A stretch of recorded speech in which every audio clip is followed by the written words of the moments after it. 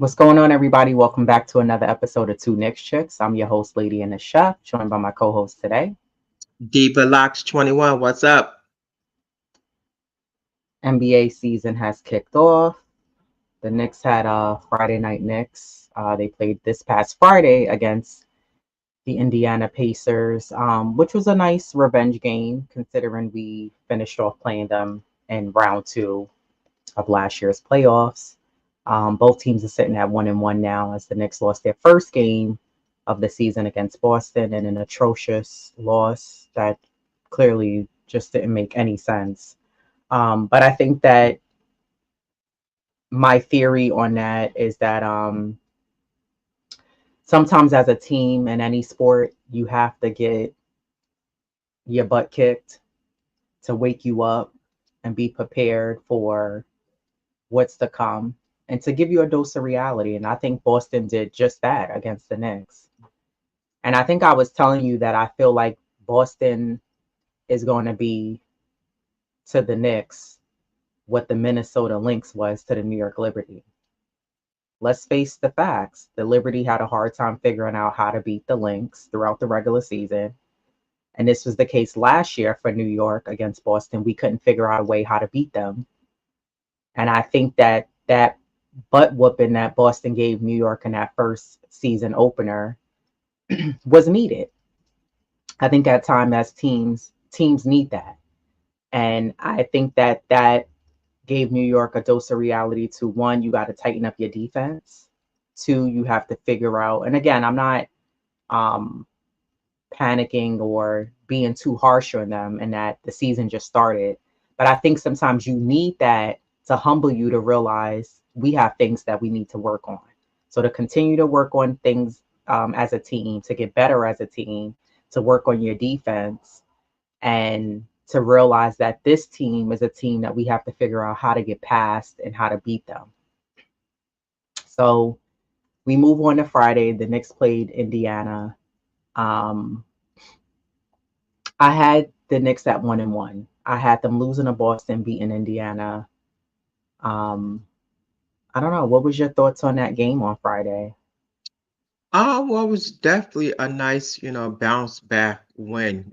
Like you said, they got pummeled in that Boston game. And and as you alluded to, like when you get smacked, whatever you want, the terminology you want to use, now gives you a chance in your coaching staff to definitely, okay, this is just the first game. We're not gonna get off on a bad start. It exposes you to things that this is what you definitely need to work on, because let's face it, when a team wins, I think for the most part the road to the final is going to have to, not, or this, that don't always pan out that way, but it will have to possibly go through Boston. So this helps their coaching staff that, okay, let's sit down, let's watch some film. Boom, this is, defense we know is definitely, what was lacking. So, okay, we're going to work on defense, guard the perimeter. And so they did a lot of things that they didn't do in Boston. They did for game two. So now let's get back on the right start. Let's work on this. And this is what they did. They implemented, that game from Boston. They said, okay, this is what we're going to do for Indiana and going forward. So it Mhm. kind of gives you like that wake up call.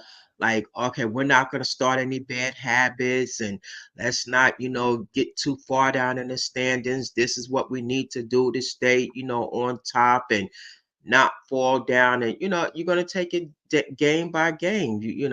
Don't get too high, don't get too low, but let's not start bad habits off. And that game with the Pacers, and like you said, it was a revenge game, and it was a nice one because you know they dictated from out the gate. They one of their accomplishments, I'm quite sure, to limit Tyrese. They did that. Um, they're if not for their bench, they wouldn't have scored what they scored. Their bench had like 67 out of their 98 points. So, when you hold your starters to such a low, scoring output, then your job, you did your job. So that Mhm. was just a nice overall game for them. And let's hope this, is the beginning to more wins, to come. Yeah. Um, Josh Hart played 37 minutes. He finished with a double double, finished with 10 rebounds, 20 points. OG Anunoby played 34 minutes, finished with 14 points. Carl Anthony Town played 32 minutes, finished with a double double as well with 15 rebounds, 21 points. Mikal Bridges played 33 minutes, finished with 21 points, 5 assists.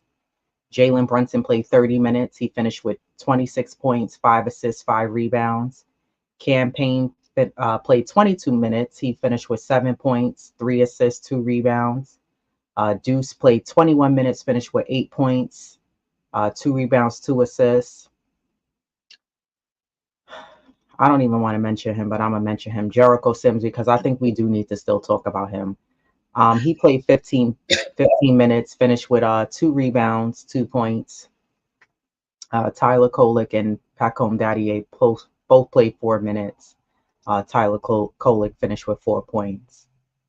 What or who stood out for you in that game, or was it collectively or was it player wise as far as the Knicks go that stood out for you watching that game? I would like to say collectively, but for me personally, for me it was Josh, and you know why? And the reason why I'm picking Josh is because he stunk in the preseason, and he comes out and make a statement that he's lost. Huh? Dude, this is no time. Well, you need to go find yourself. We can't wait 10 games until you get that rhythm in, and now you found yourself, you got your shot back. He was definitely more aggressive. He's not a playmaker by no stretch of the imagination. And he did what he was brought in to do. He's a great rebounder. And that's what we need. And again, just by him being, aggressive, looking for his shot. And I guess, for the most part, he found himself. I mean, let's hope. Um, because I know, Mikal, what he can bring. He's a starter, so it was just a matter of him just getting to his rhythm. I'm quite sure, even he mentioned how he changed his shot. Maybe he could change it back to, how he was shooting his form. But for me, it was Josh, just like he wasn't forcing it. Again, he was just active on the boards. Those 20 points, it helps. And you're a starter. Like, yeah, we're not asking you to score 20 points every night, but you got to bring some production to the scoreboard. Because you are a starter. And this is why they have you, in that role because of the other intangibles, like you're a rebounder for your size. So they rely on that. So for me, like I said, the team, yeah, I could say team wise, but collectively for me, it was Josh because I know Jalen, he's gonna score. We know what Cat, what he's gonna do, but I really like what I saw for Josh, and I just hope that just transcend. And this is the starting point for more production. Like I said, I'm not looking for 20 points, but if he can definitely, steal deflections and just, defense, the rebounding, if he could just continue on that path, he can definitely have a good season along with the Knicks. Everybody they could have a great season. It's not gonna be every night, but I'm glad he found himself. Yeah, I agree. I think Josh for sure was thinking up the joint in the preseason. And him making that statement saying that he doesn't know and he has no idea was a little like a huge question mark. But I think that Josh, I agree. I don't think that I'm expecting him to give you 20 points every game, but I think that Josh needs to contribute and look for his shot and take the shot when he's open because a lot of teams are going to dare him to shoot. And I feel like Josh Hart, we saw this a lot last season where he seems like he's worked on his three so far from what I'm seeing. Again, we just started the tip off of the season, but I think that Josh needs to look for his shot and be more aggressive offensively because we already know that he can give you rebounds. We know that he can give you a steal, that he has active hands like OG. But I think that Josh needs to look to be more aggressive offensively and look to shoot. Like if you're open, I saw on Friday he was open, he was taking a shot. I was so surprised. I was like, wow, because normally he looks to pass first and he's not. He's wide open, and I'm like, just take the shot. You're open. Like I think that's the thing too, that this Knicks team needs a collective effort from a little bit of everybody. And it can't just fall on Jalen, and it can't just fall on Cat. It can't just fall on OG. Like you need Mikel to step up, which we know he's capable of giving you the Yeah. points. And I thought Mikel looked fantastic Yeah. last night. He was doing the mid-range turnaround floaters. He was driving to the basket. He was active rebounding. His mid-range shot was it looked very good. So I really liked what I saw from him, and that's what I was expecting when we knew that the Knicks acquired Mikel to come over to this Knicks team. So I thought between him and I thought what I saw from um what's his name from Josh, I thought they looked great. And then Carl Anthony Towns as well. There was some times where I felt like Cat was the loner in getting us rebounds because he has the height and he has the ability for his wingspan to grab the rebound. And it's not to say that other guys on the Knicks team didn't contribute and help out with rebounding, but there was times where I felt like there was one time where it was Cat on the floor, it was OG. I want to say it was Mikel. Jalen was out towards the perimeter, and I don't. It was Sims wasn't on the floor at the time, so I don't remember who else it was on the floor. But I was like, and Indiana was able to get like the second chance opportunity, get the putback and score a basket. And I was like, yeah, I think the Knicks are gonna have to definitely like everybody has to box out and crash the boards.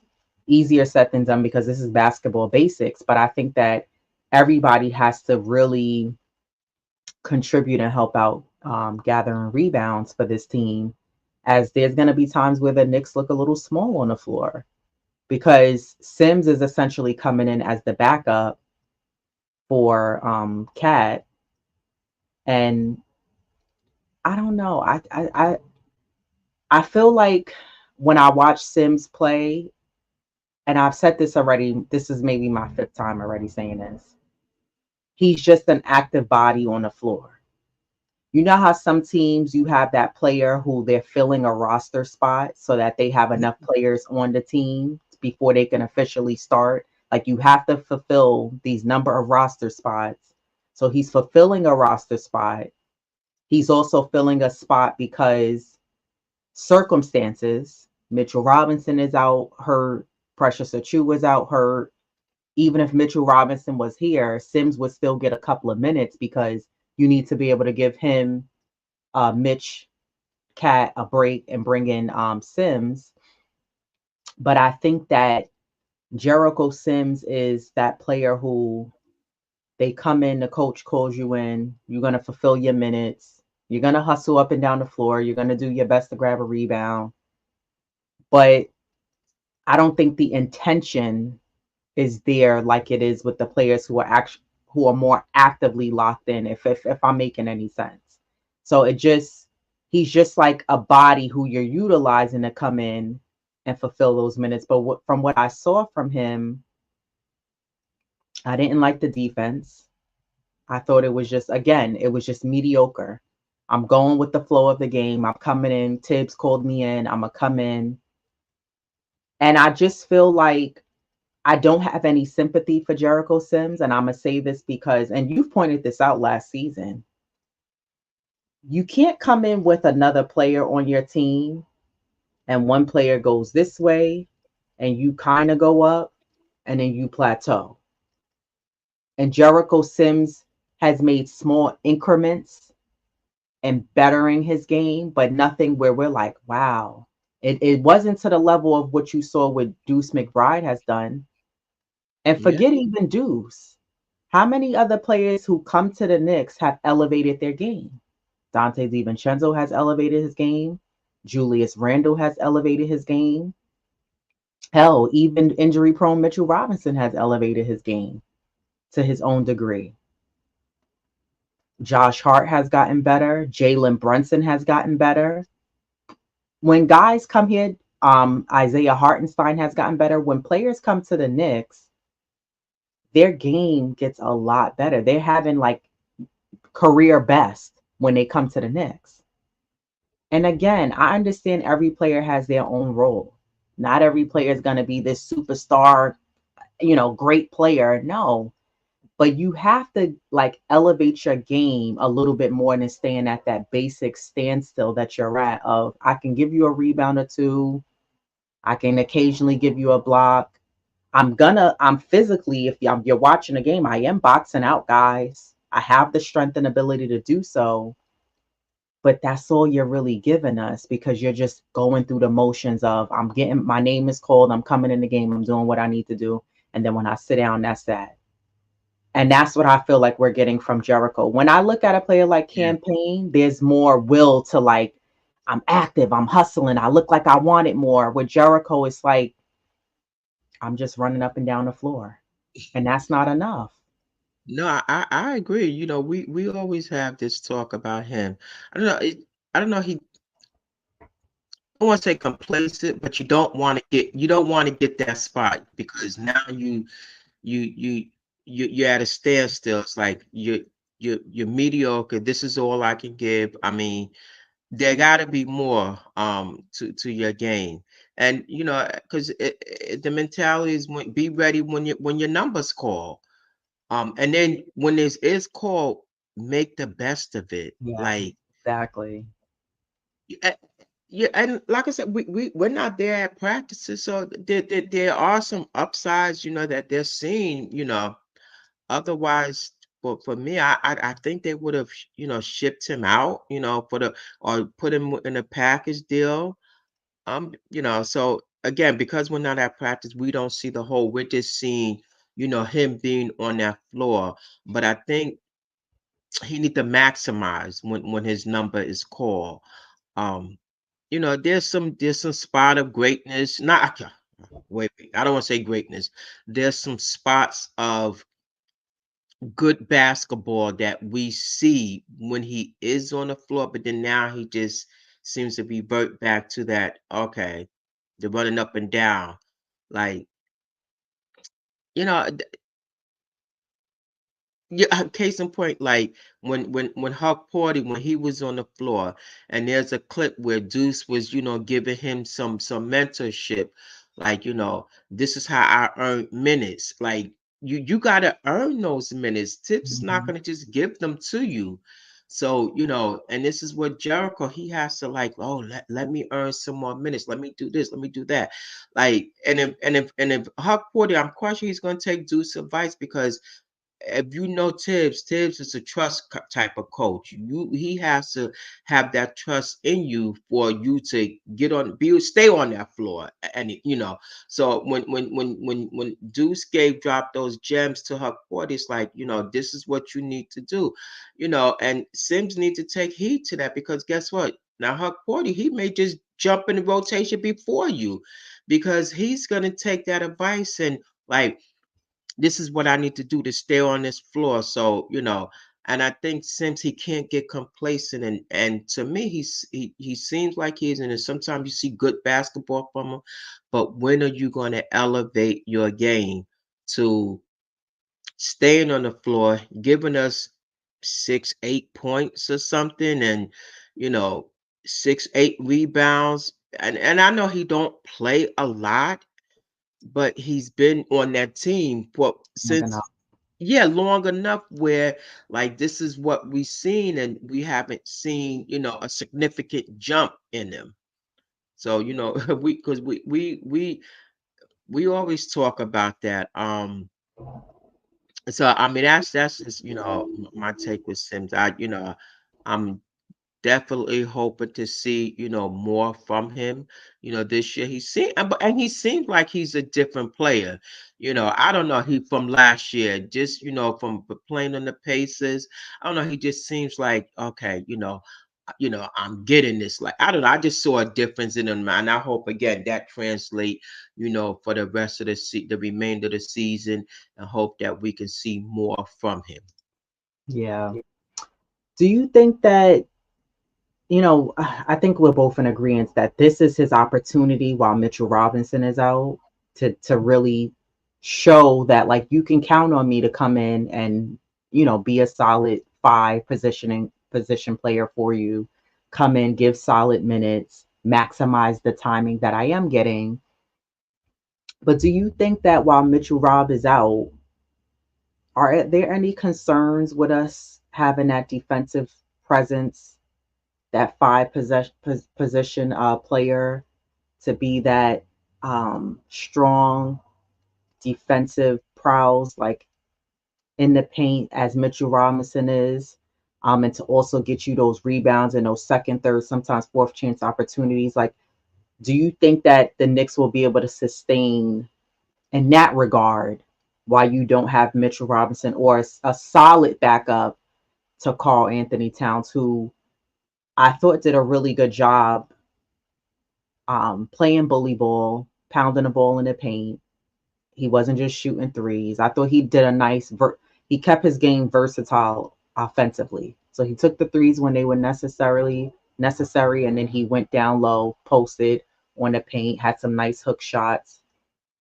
But defensively, because we know this Knicks team could score, with Mitchell Robinson out until January, whenever that is, and even when Mitchell Robinson comes back, I personally think that Mitchell Robinson should be playing limited minutes.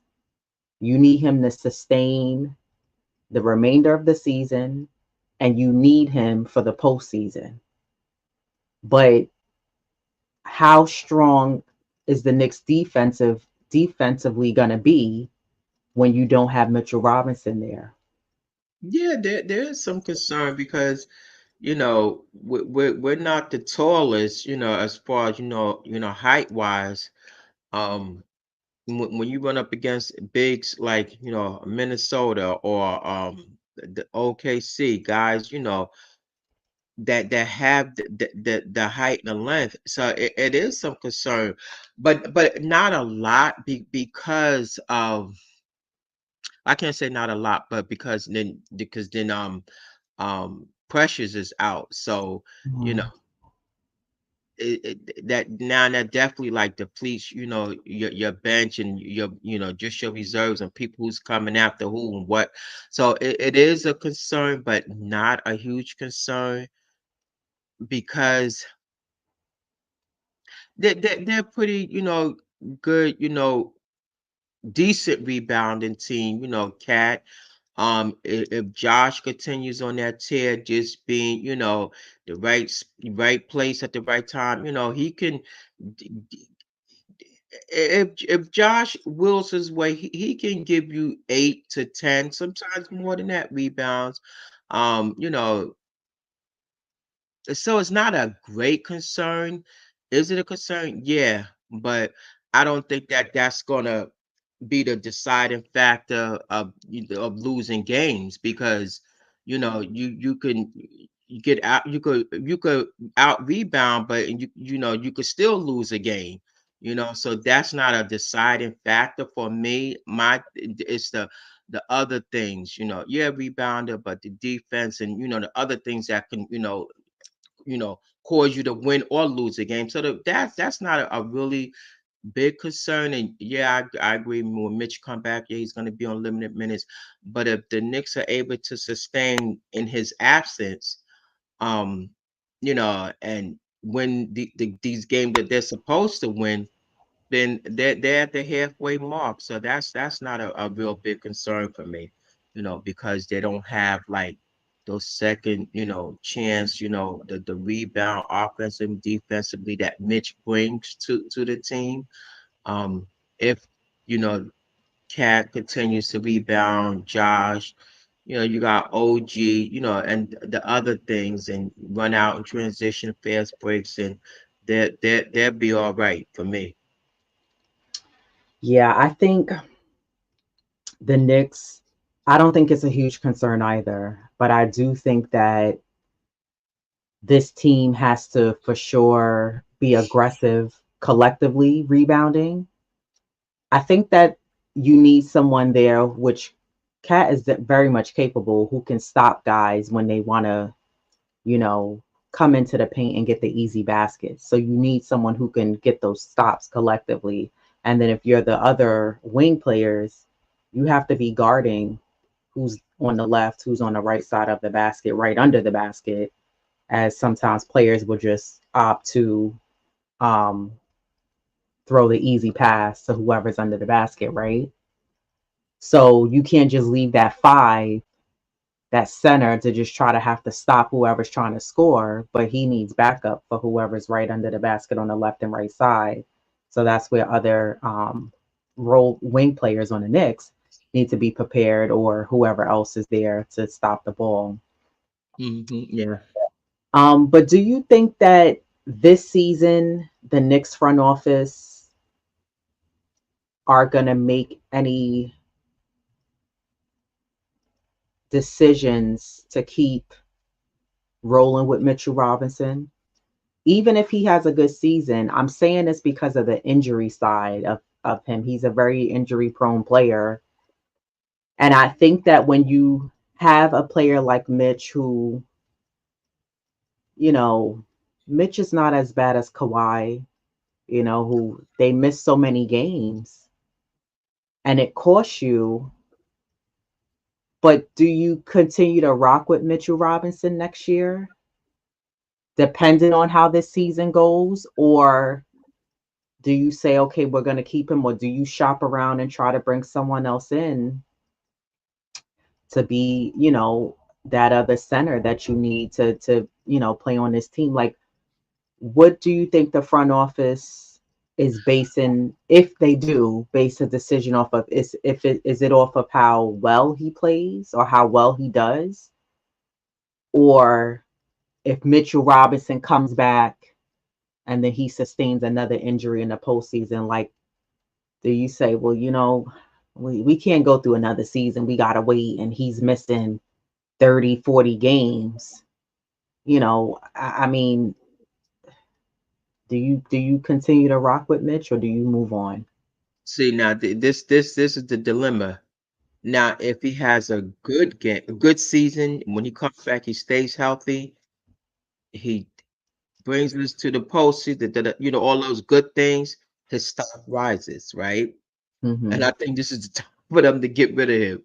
That's it, because sometimes, and it do when you play a great season, your stock too it rises. It's a fact. Now the downside with that, if he sustained another injury, who's gonna want him? You Yeah. know, and then now you're stuck with him for another year or whatever until he has to heal and get healthy. So that's a drawback with that. I think if he's healthy, if he can, stand up for the to the remainder, bring to the post to the I would sever ties, and try to ship them off in a package or something, and bring some, but that's like in anything. You could walk out your door, you could sprain your ankle. Things happen, but for me, I would, you know, cut my losses, and I do hope he, healthy when he comes back, he plays, he can give you, those minutes and just the production and just play on limited minutes. I don't think he should be coming back in and, playing superhero. Just play your game and just play on limited minutes. But for, as an organization, and that's a tough one because it's like, do you hold on to him if he stays healthy and you know, move, for the next season or whatever, or do you, sever ties? That's a tough one for the front office to make, because he is one of the longest tenured Knicks here. And Yeah. when he is healthy, he does, give us that second chance opportunity. So it's, when they're good, they're good. And when they're bad, they stink. Yeah. So I don't know. That's a tough one. I think if the front office is going to part ways with Mitchell Robinson due to the injuries, I think you have to be sure to bring in somebody who's a solid replacement. You know, I think the Knicks front office did a good job not being desperate. And we did our show of all the centers that were available, right? These were like the last, what it was remaining. When you the bowl of chips, and that's the last couple of chips that's left, that's what was remaining for center positions. And I remember thinking to myself, I said, it's no disrespect to any of those guys that were available, but I felt like if the Knicks would have taken one of them and settled, they would have just literally been settling. So imagine if the Knicks didn't get acquire Cat and just took one of who the centers who were remaining. It's a totally different looking team. It's a different looking team. Sure, they would have had a decent season, but it would have been harder work for everyone else because you don't have someone who could space out the floor. And that's what Karl Anthony Towns does. Mitchell Robinson can't space out the floor like that. Yeah. He's not as offensively minded in his game. He brings you more of the defense. So I think that works because you have Karl Anthony Towns who can give you both defense and offense. And Mitchell Robinson is a strong defender and rebounder. So it balances itself out. But I think that if the front office decides they want to part ways, I trust in that they're not going to just settle and go with anyone. But I do think that you need to bring in someone who can give you hella, amazing defense, who's a great rebounder, and someone who, I would say is a bit more healthy and less injury prone.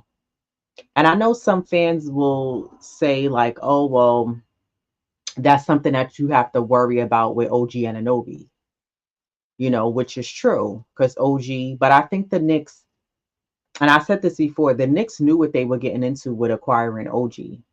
Like they weren't like, oh, we didn't know he gets hurt. They knew he's a player that suffers injuries. But I think kind of going back to one of the things you pointed out was that Mitchell Robinson's one of the longest standing Knicks. He has a long tenure with the Knicks organization. And it pains me to have to see Jericho Sims play and because Mitchell Robinson's out. Like I would love to rather see Mitchell Robinson on the floor and we get a little bit of both between him, Cat, and then you have Precious. I would rather Precious if at times needed to help balance between playing at 4 and 5 if needed. No, he's not tall enough, but I don't know. I think that we have to wait and see how Mitchell Robinson does for, you know, this upcoming season, and then we could determine from there. But otherwise than that, I thought the Knicks did a really good job playing Indiana. Field goal percentages, the Knicks was at 52, Indiana was at 49. The Knicks shot they were 12 for 27 from the 3-point line. They was at 44%. Indiana was 3 for 30 at 10%. The Knicks were 23 for 29 from the free throw line at 79%. Indiana was 13 for 20 at 65%. The Knicks did out rebound the Pacers 43 to 33. We also got more offensive rebounds, 11 to 9. And same thing with defensive rebounds, 32 to 24. Assists, Indiana did outbeat us in that round. They were 28 to 19. Blocks, Pacers had 6, Knicks had 4. Steals, Pacers finished with 8. The Knicks had 5. The Knicks kept the turnovers low with 11. And points in the paint, we got outbeat. They had 70, we had 54. And fouls were kept low as well. So I thought the Knicks did a pretty solid job. The Knicks really pulled away from that game in Indiana late in the second. That's when they were able to get a nice margin in the score, and they were able to pull away. And then we saw in the third quarter they kept that run up. But I just thought it was nice contributions from Campaign. Are you comfortable? Do you like him bringing up the ball? Yeah, I do.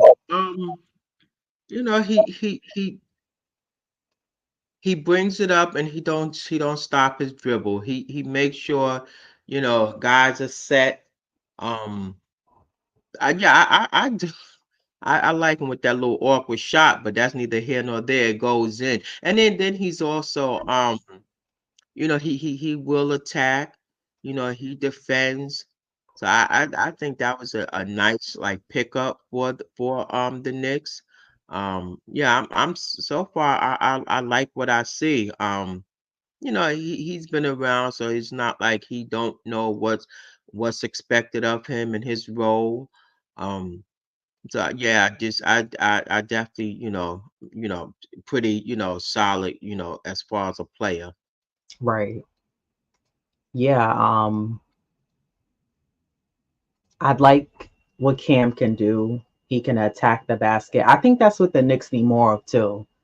Like, yeah, we know you could shoot the three, but like, can you attack the basket when we need it? Settling for jumpers and three pointers is sometimes could be an Achilles heel for the next team. And you need guys like him who's not afraid to drive, get the contact, who can knock down the free throws. You need guys like that on his team.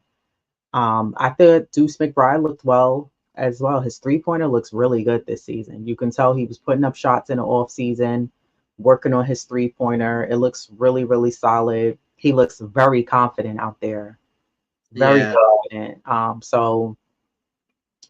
just Deuce is one of those players who I was looking for this season to take his game to the next level as well. I thought the Knicks didn't do a good job in transitional defense.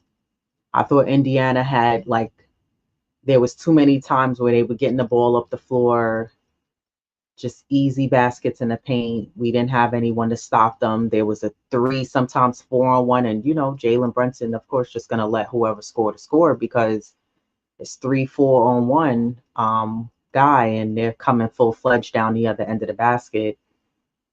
But I think the Knicks have to do a better job as far as defending the transition baskets and get stops at the other end of the floor, as well as boxing out. I think the Knicks have to do a better job as boxing out and just keep working on getting their defense stronger. Make that part of your identity, make that part of New York Knicks basketball, make the defense a lot stronger, um, and don't allow teams to impose their will on you and just score however they want to score, whether that's in the paint, and they have to be better at guarding the perimeter. You can't allow teams to just shoot the lights out and shoot threes all willy nilly, the way teams know that they can do against the Knicks. So I think for sure we know this Knicks team could score, but they have to do a better job at guarding the paint and the perimeter. When you watch Jalen Brunson, do you feel like there's times where he can pass the ball?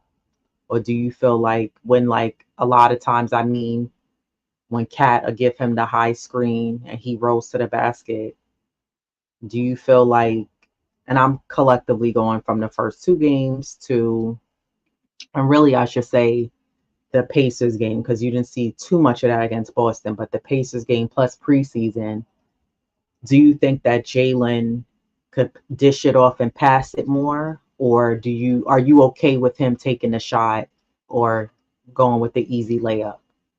Um, a little bit of both, and that two-man game, as they play, that'll definitely develop more. So, yes, they this preseason. This is this, second, game of the regular season. But it's a little bit of both. Yeah, he could, pass more, and worry about shooting later. But there's times where you know, like they say, a shooter's gonna shoot, Mhm. and he's one of them. If he feel he has, that shot, that rhythm, he feels good, once it leaves his hand, or he know, that's like a bankable shot, he's gonna take it. But sometimes he can overshoot, and we saw that last season. Yeah, he takes accountability after the fact. If it results in a loss, and how he says he could do better, he'll do better. But it's still early. But I definitely believe that that 2-man game will definitely come along the more they play. And that's gonna definitely get perfected because now he has somebody, that he could definitely rely on. Mhm. So again, that's a part of the trust and the chemistry and the continuity. So all that will come, as they play more and more together. So right now, I'm not, it's a little bit of both, really. Yeah, yeah, same. Yeah, I think that there's been a few times where I've seen, like even on Friday's game, like I was like, I felt like he could have passed that. And not because I was expecting him to zip a ball between three defenders. It's a difference when you look at it and you're like, he could have made that pass, but it's like, nah, I could have gotten stolen. But I agree with you. I hope that that comes. I know it will come. I'm confident that that two-man game between him and Karl Anthony Towns will develop more, and that he'll be able to slide that pass off to him or even kick it out. And then you have guys, because a OG, a Mikel, they're gonna shoot the ball. But I think, or Cam is gonna shoot the ball. But I think at times that's where you need Josh Hart to also take the shot as well, and not look to make the unselfish pass and try to get somebody else. But I think that, yeah, Jalen will get more comfortable with passing Cat the ball so we can have those easy baskets. Um, I thought McConnell and Pascal, I don't know why for some reason the Knicks can't really contain Pascal. And even though no one really had an explosive game against the Knicks and really went off because the Knicks hampered down on the defense, I just still think it's players like McConnell who we had really no answer for in the playoffs last year. Yeah. Mm. He was driving, he did whatever he felt like doing. No one had an answer for him. And Pascal, at the start of the game on Friday, I was like, here we go. Easy baskets. He just a simple bounce pass to him and he was just getting an easy bucket. So I think players like that, like, I don't want to see players like that come to the Garden because players have this like, I'm at Madison Square Garden, I'm a ball out and I'm gonna drop 50 because they're at the Garden. Like the Knicks can't allow that to happen this year. I want to see you really protect home court. And yeah, it's I guess it's not as bad if the Knicks can still get the win, but like don't allow people to disrespect your home floor. So I think the defense is critical and that the Knicks really have to, as a team. I think my biggest thing I'm gonna be preaching this entire season is defense for them because I already know we have the capability of allowing of guys who can score on this team. I truly believe that. I know there's some people who feel like we should have just kept Randall and DiVincenzo. And I think you have to roll with change is sometimes good. It's still early, right? We can't put Yeah. our full marker on it, but sometimes change is necessary. And I'm not saying there was anything wrong with Randall or DiVincenzo, but I think sometimes you have to trust the process of where the team is saying, okay, if we make these small tweaks, as the front office has done, this is what we need to be able to get us in the direction that we're trying to go. For sure. And it's not to say again that you couldn't go in that direction with both Randall and DiVincenzo, but sometimes you have to make those changes. And I'm gonna revert to them because they're champions, so you can revert to them. The Liberty did the same thing. You have to make changes, small changes. Remember, people were asking us in chat, what happened to Marine? What happened to this player? It's nothing wrong with them. But sometimes you got to bring in other fits that when the coaches make their decisions of who they want to put in at what times in the game, it's going to work.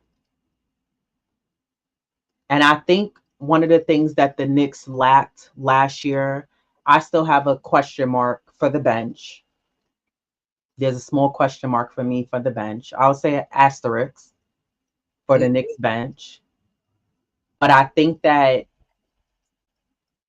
part of the reason why I have that asterisk is because when you bring in players who are bench players, you need people who could come in and not just come in and play the motions, but people who are going to maximize the time and make some kind of give us a spark off the bench, make something happen. And we didn't have time for the Toppins and the other guys that was sitting way at the end of the bench who was looking for us to have a 25-point lead and come in. Like, that's all well and good, but this is not the G League. And I think that the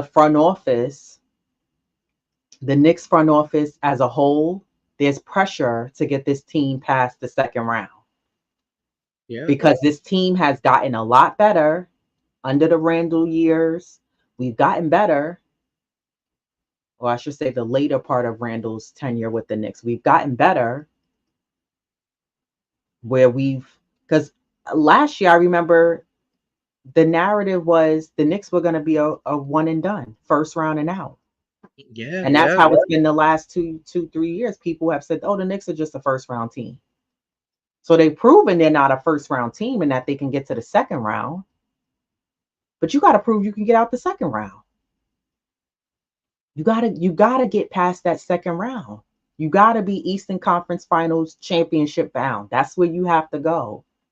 So making those changes of getting trading Randall and trading DiVincenzo, just like the Knicks front office deciding to bring in Karl Anthony Towns and pay OG Anunoby all this money and bring in OG Anunoby, is part of the changes that they're they've made to get this team to the next phase in postseason. So this Knicks team, there's some pressure on them as well for the players. You have Jalen, who I don't think the pressure phases him. I think he's just, I want to win a championship, and then you have other guys who's never won a championship and they're hungry to win one. They're hungry and happy that they're on a team that wins. But I think that this team, they're more than capable of going to that next level. This team is more than capable of doing it. They just can't lose gas in that second round because of fatigue, because Tibbs have playing guys for 35 plus minutes every game.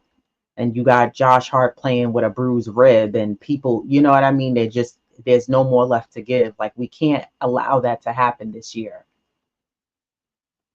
So while I think that the Knicks will miss Randall and DiVincenzo, I think you have to trust as a Knicks fan what Mikal Bridges is going to be able to help you do, what Karl Anthony Towns is going to be able to give you and do, what OG is going to be able to prove he can do with that high contract he was paid out, what Cameron Payne is going to be able to give you, Deuce McBride is going to be able to give you. We're not basing off of last year. We're going off of what we see that this team is going to be able to do this year. Yes. Yeah. Okay, so you've proven the last 2 seasons you got into the second round. If I'm part of the front office, you got to give me a little bit more this year. We can't fall short. We got to move to the next level. We have to move to the next level.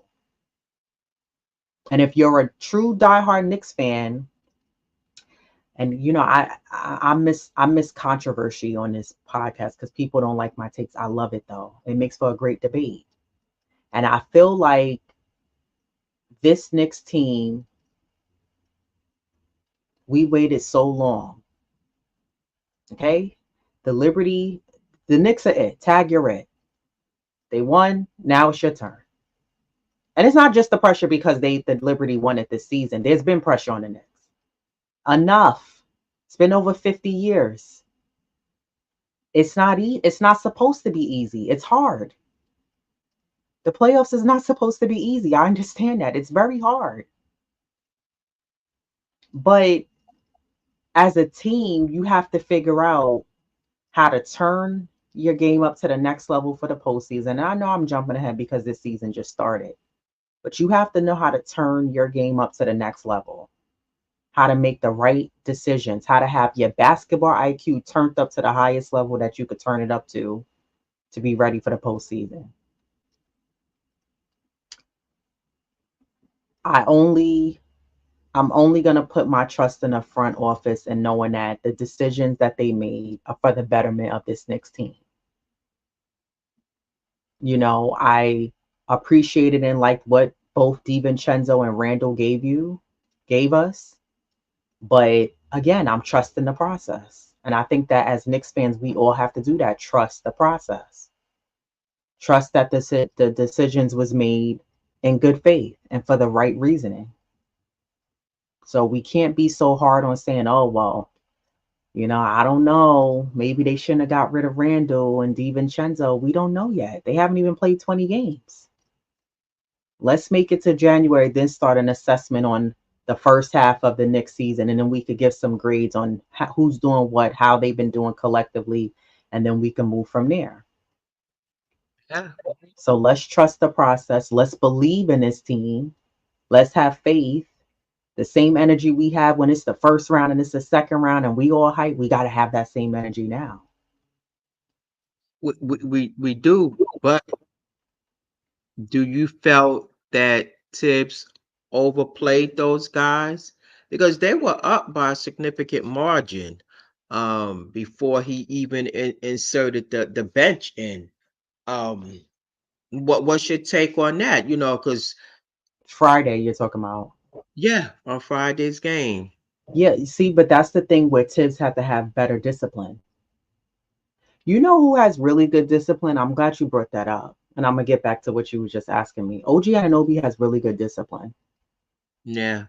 He reminds me of like how the Boston Celtics are really disciplined. They're patient. They don't allow a team to speed them up, to slow them down. That's what like championship teams and really good teams who may fall short of getting the championship, they have really good discipline. And I think that has to become infectious amongst all the players on the team, including Tibbs. I can't come up with a good reasoning why Tibbs feels the need to. He even put Jalen Brunson back in the game. Not sure why. Yeah. You could have played Kolek more minutes. And the reason why, my theory on why you need to do that when you're up by such a high margin is because, God forbid, someone get hurt. You want to know if I take that guy like a Kolek, Huckporty, Daddy A, and I put them in, I know what he can give me. I've seen him play enough minutes against enough Western Conference team, Eastern Conference teams to see what he can do for me. And not, well, I'm gonna just give you 3, 4 minutes in. And I get what Deuce McBride was saying. You got to earn your minutes, but why? Why? It's the second game of the season, and you playing guys. I mean, Jalen Brunson only played 30 minutes. I think Cat and OG played a little bit more, but still, Tibbs has to be, to me, a little bit more disciplined in that you can sit those guys down and play your BC players a little bit more, especially, I mean, come on. Yeah. Do I think that you should sit them down at the 10-minute mark of the fourth quarter? No. But I don't think you need to have them in 6 minutes left, 7 minutes. Like, you think that the Indiana's going to come up and you were up by at one point 30 points? I just think that Tibbs, he has to have better discipline with that. He also has to have, and I get that he's not a player, he can't go out there and play the game for them, but I think he has to have better discipline with, and this is something I'm going to be looking for with Tibbs, is Well, when a team goes up by a certain margin, or even before they get way too up, double figures or more, is Tibbs calling a timeout at the right time? So this way we can make adjustments. And but he also has to be smart enough to know, like, okay, let me sit my starters down. I don't want to risk injuries. And this is what that's a concern, for me, as far as with Tibbs, because I mean, let's face it, they were up by such a wide spread that there was no reason why those starters should have been in. So that's like a concern. And again, it's a long season. You don't want to overplay them with these long minutes, risking injuries, and definitely when you're up. So I just hope like Tibbs don't do the same. And the bench is not that strong anyway. I don't we for me personally, I don't think we have the strongest bench going into this season. Um, as far as bench wise, I liked our bench last year before people was turning to starters. But like when you look down the bench, you got three rookies on your bench, you know. So like how much they you expecting them to contribute? But if you're up, then let them play, let them showcase what they can do. So that's just my concern with Tibbs, and I hope that he just definitely learn this season and not make that same mistake, as far as playing your starters. You're muted. I had a train going by. That's a great point as far as not risking injury, which is huge, and that was our issue last year.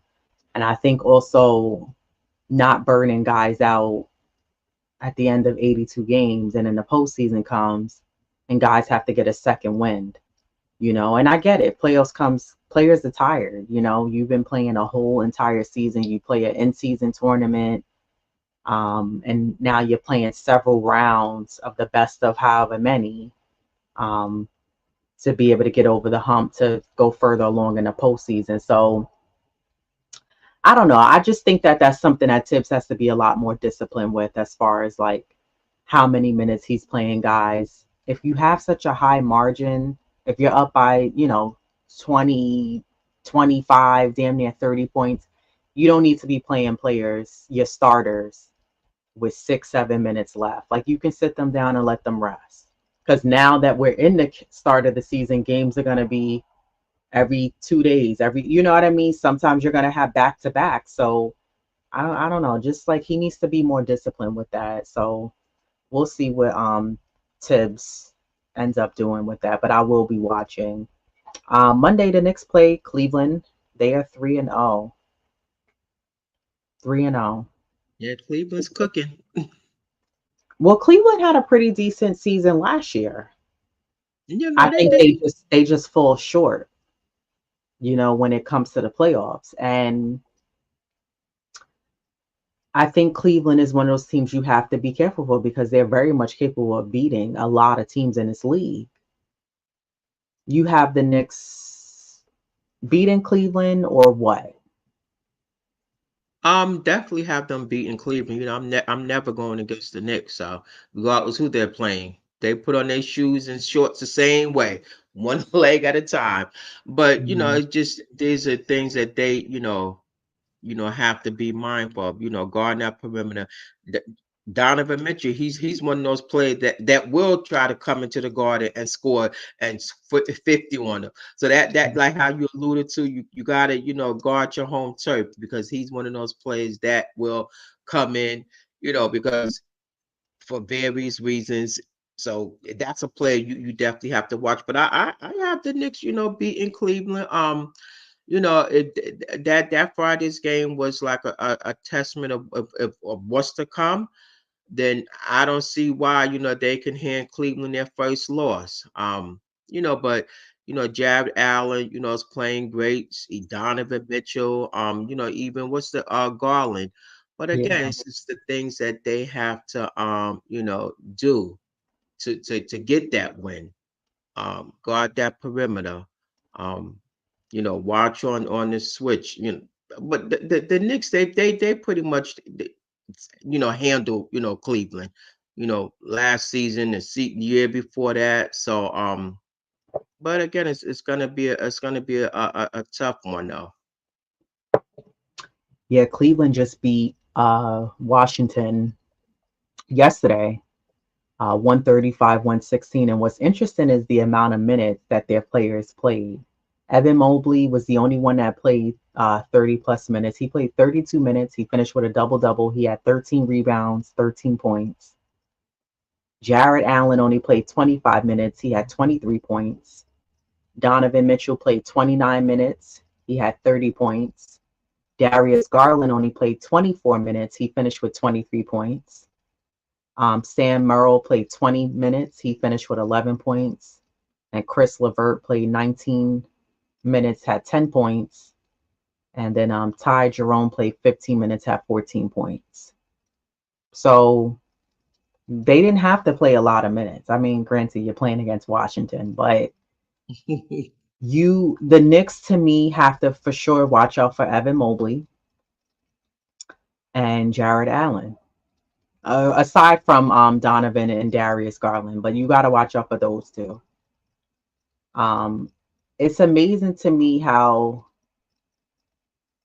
Jared Allen and Mobley are like slim guys. They remind you of like those old school players, their body frame, and yet they're still capable of scoring double figures against a lot of teams, including the Knicks. So I think that the Knicks, for me, I think you got to watch out for Mobley. I think you got to watch out for Jared Allen.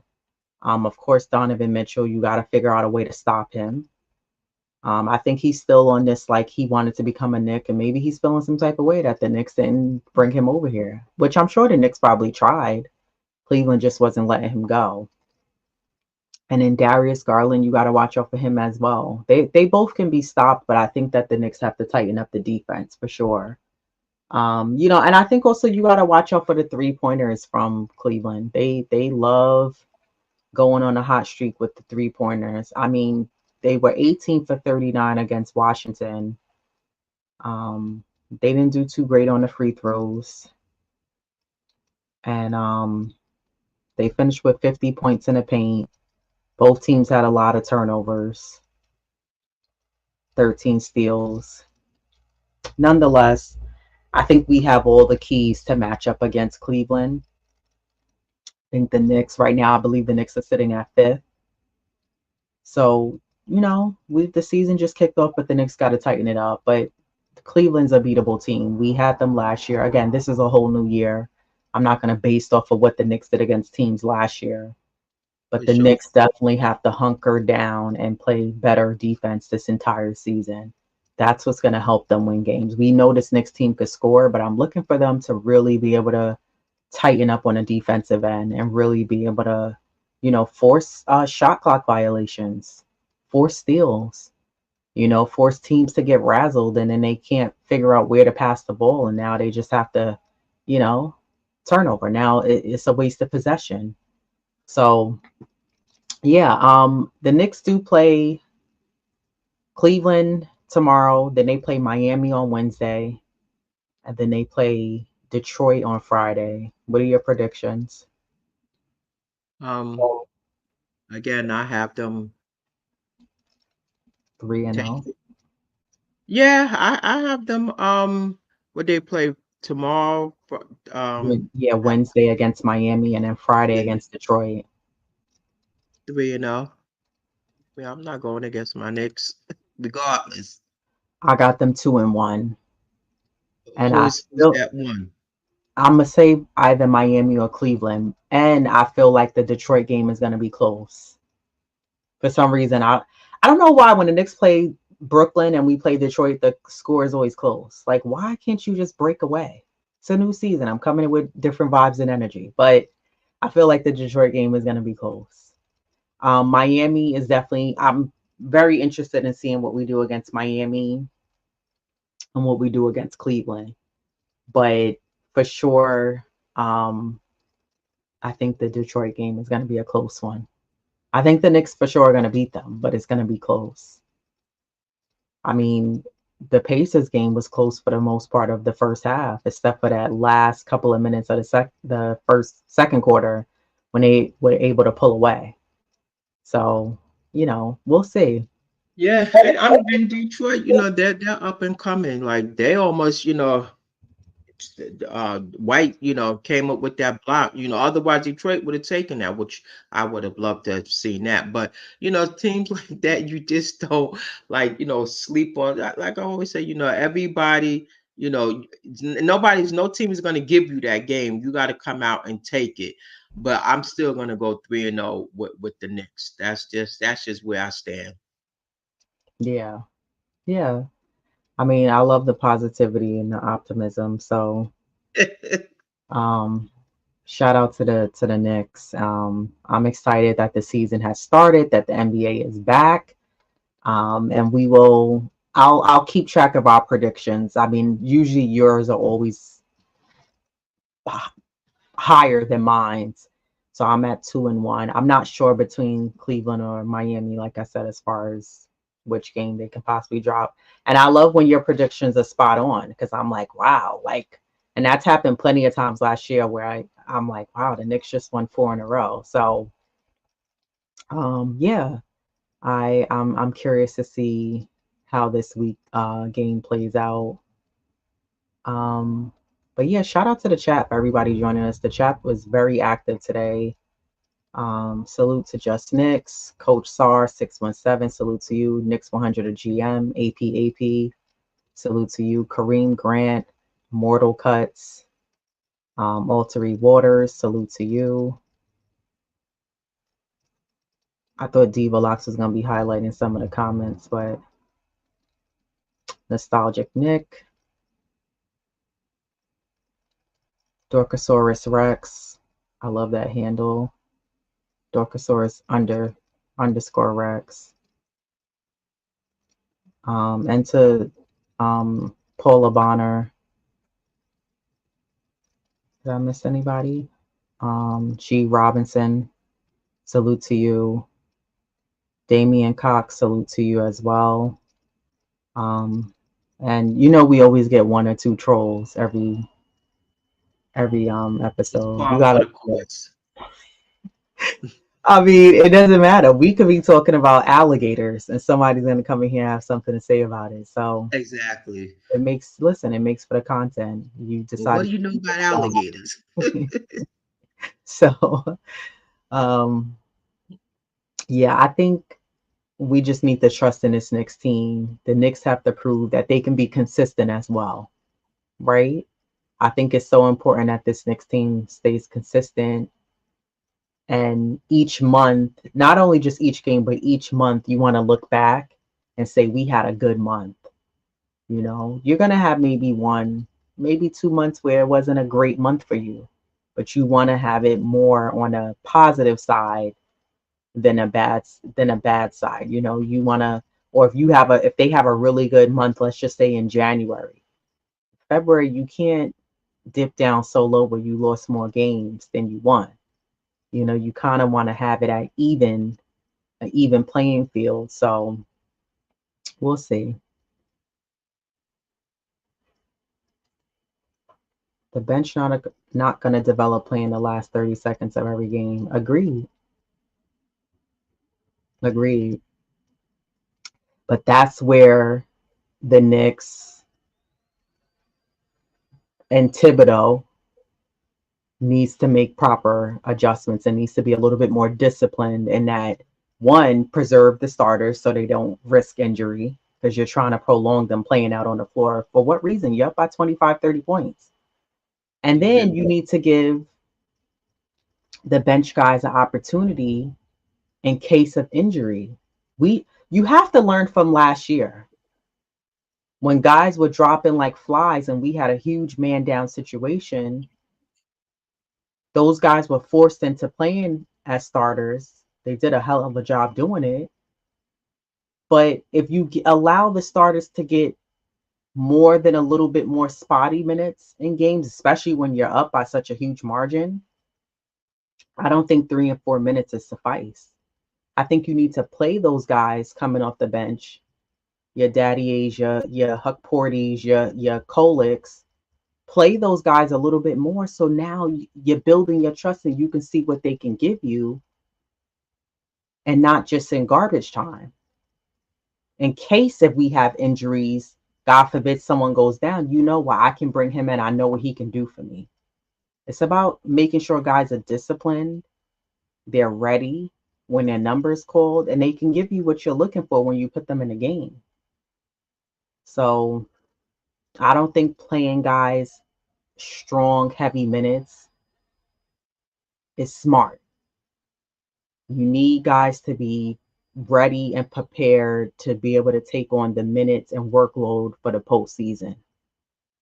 So yeah, you don't need to play guys a ton of minutes like that. And I think going back to my last point is when we were talking about, how some people are still unsure about the trading of Randall and DiVincenzo. I think we missed having more options in the postseason because we had so many injuries. But I think that to me this year, the Knicks have more options to look at. And when a team has depth of options they can go to, that Tibbs can look at the bench and say, let me bring in this guy, let me bring in that guy. That's an advantage, whereas not every team has that advantage where they can do that. Some teams are very heavily reliant on their starters and then some, maybe one or two guys. But I think on this Knicks team, they have plenty of options. See, I disagree because you have Payne, you have McBride, Sims. No, you do not have Sims, but go ahead. Well, and then you have Precious when he comes back, and Mitch. Well, when they do come back, now that do increase your options, but until they come back, that your options are few Well, because I'm counting them when they come back. That's what I'm looking. okay, I'm looking at the whole. I agree with you 100%. I'm counting like as a whole. I know that they're out for injury, but I'm counting like, okay, now you have options. There's depth within this team that Tibbs can go, okay, I could put this guy in, I okay, could put I that guy agree. in. So, you know, and I don't want to say that they didn't necessarily have that last year, but I feel like it's a stronger presence of options this year that the Knicks can go to who can give you a bucket, who can get you a basket when you need it. I don't feel like we really had those options. There was times where even in the regular season, I think we saw the Knicks play against Utah at the Garden. And I remember there was a couple of possessions where the ball was just kind of going left, then it was swinging to the right.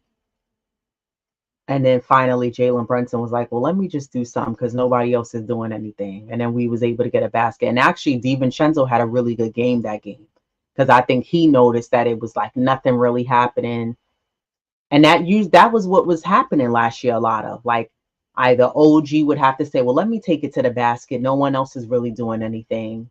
DiVincenzo would have to come in and score. So like I think that if the guys have that, you're watching the game while you're playing the game, you're analyzing it at the same time. Like you got to be offensively aggressive and know, okay, well, I have to come in and step in and give us a little bit of, something, instead of just relying on, well, Cat and Brunson will probably take the reins and then we'll step in if we need to. So, yeah. Um,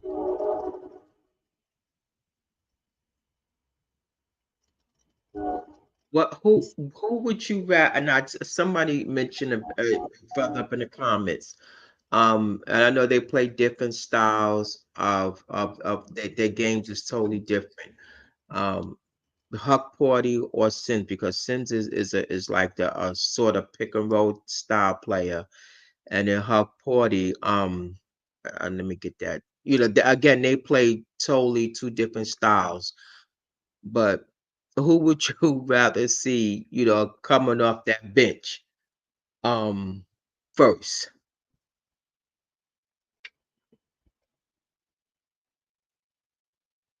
I would I would prefer Huck Porty, but I think because he's so new, the trust factor isn't there. However, I think that Tibbs needs to give him some more minutes. I think Tibbs needs to see what he can give you, and now you have another option. Like, this is what I'm trying to say. You need another option, and you can see what he can give you. And I think that constantly just playing Sims, it's not the way to go. You never know what Huck Porty could give you if you're only giving him 2 minutes here, 4 minutes here. What is that going to do for you? So I don't know. I think that Huck Porty, he's hungry. I think with the right mentorship, that you can see what he can give you, and he can grow into the player that you need him to be. So I just think that if given the opportunity and the time, Huck Porty can give you the aggressiveness. He can give you the rebounds that you need. He can give you baskets. We've seen him do that. He can block.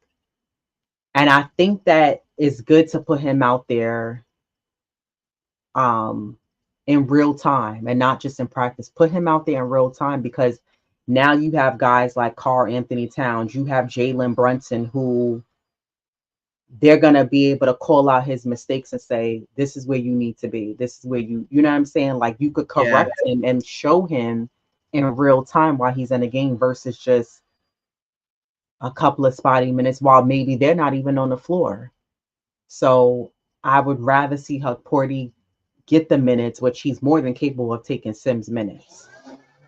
And I don't understand. Yeah, I don't have to end it because it's grass being cut, the door is open, it's mad noise happening by me, and I feel like it's distracting me. Yeah, I mean, I agree. I would definitely like to see Huck Ford and see, what he can do, on the floor, over Sims because we saw Sims what 4 years now. Um, so I get let some fresh blood get up on that court. Um, and he has a lot of upsides to him. I mean, I see it. So yeah, I agree. I would definitely like to see him on that floor. I granted, I know they are two different styles, players, and so forth, but I could just see, the contribution that he can make for the team.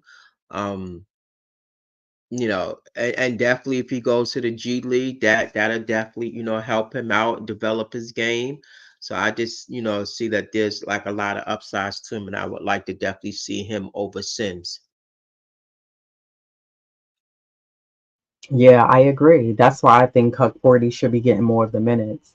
I feel like there's too much trust in Sims, and he's just not going to give you what you're looking for, period. So, hopefully Tibbs will start to ease Huck Porty more into the rotation. I'm not saying give him a ton of minutes.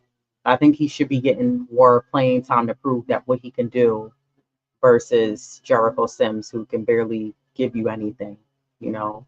So yeah, that's my take on it. But um yeah, Paul Lavana said lots of players play great in practice, but when it comes to the real games, they don't produce. Exactly. Like, practice means nothing. It's just like in the preseason. Yeah, we're evaluating that, but it starts when the actual season starts. And when you're in real time situations, I think a player like Huck Porty, like I said, he should be playing some more minutes. You can have the veterans and the guys with more experience be able to mentor him and coach him and say, hey, when a player's coming down here, he's doing this. So when we call this play, you need to be over here. That's what he needs. We already saw Deuce McBride doing that with him. So we'll see. We'll see what if Tibbs is able to allow some of that trust to flow over and give him, as well as Tyler Kolek. And I think Daddy A should also get some minutes as well. You gotta let these guys get them real time minutes so this way they're ready. We have to use last year as a learning experience. When we had a lot of guys injured, and you just have to throw this B and C guys into the rotation. But if they're not playing enough against you, enough Eastern Conference, Western Conference teams, they're not really going to be ready. Practice is one thing. But playing against these other teams, when you going against, Yeah. you know, Minnesota, you going against Milwaukee, Boston, Miami, you got to be ready. Phoenix, it's not the same group of guys you're practicing with. These are guys with different aspects of their game. So we'll see. I like who we have. I like the rookies that we have. I feel like these guys are teachable. They're gonna grow. Their games are gonna elevate. So yeah, Agree. just give them more minutes. Um, but yeah, that's it for me, guys, because it's a lot of landscaping going on by me. It's just too much happening right now. Um, but yeah, we're out of here. I should be on the Queen's Court tomorrow. Not sure if we're going on or not, or if we're going on earlier. I'm not sure, but look out for that. And then we'll be back Thursday to recap the Miami Heat game as well as the Cleveland game. Um, yeah, shout out to the Knicks. Shout out to the Yankees. Shout out to the Liberty. Anything else for you before we get out of here? Nah, just I'm just excited for tomorrow. Yeah, because they put y'all Tomorrow. make up. Yeah, but I'll definitely be tuning watching that though. Yeah, same. Peace, everybody. Have a great start to your week. And see you all Thursday. We'll be talking, and possibly tomorrow if I'm on a Queen's Court, depending on if we go on earlier. So, shout out to you all. Have a great week, and let's go Knicks, Yankees.